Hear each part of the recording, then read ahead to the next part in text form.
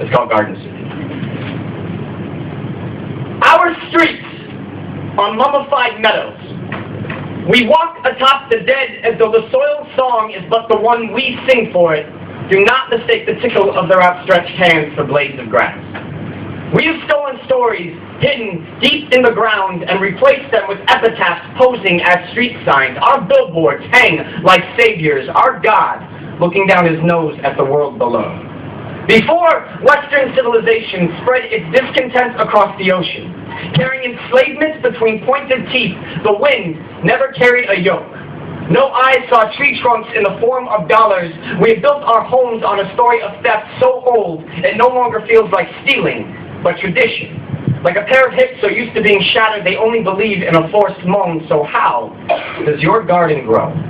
Like a seed, planted in soil that was never meant to nourish it, stems growing tall as World Trade Centers, blocking out the sun. Mistaking the girth of our roots for entitlement, we shoplifted our way into a homeland. With every city, strip mall, tennis shoe, or tree stolen, everything consumed in the United States came at the cost of somebody else.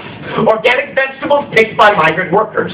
Iraqi fossil fuels used to power your recycling plants. The federal government admits that 33% of the continental United States was never ceded by treaty and therefore is still held illegally. Denial is the thriftiest form of abuse.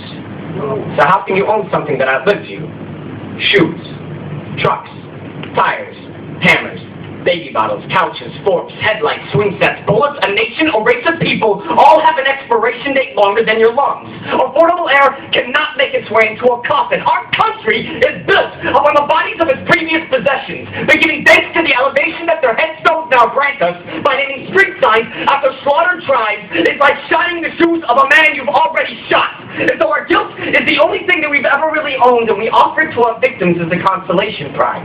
Like we're trying to shackle the rising sun for fear of burning through Southwest art of our people we keep too poor to afford it. Protest songs sold through a Starbucks record label or activism workshops sponsored by Coca-Cola. It's the message of this poem with the stranger's back bent to mine the magnet, copper, and aluminum in the microphone it's being recited through. Does that make every poet that uses this microphone a hypocrite? Does that make every stanza read tonight a hate crime? Does that make this microphone a slave ship for all words? Salty wind blown through a rusted trumpet, cadence constructed along the curve of a whip. Have you ever mistaken a pair of Levi's for a limp body hanging from a metal tree limb? Do you sleep on a feather bed and nightmare of birds determined to avenge their murdered brethren? When American soil slips through your fingers, does it feel like a prisoner escaping?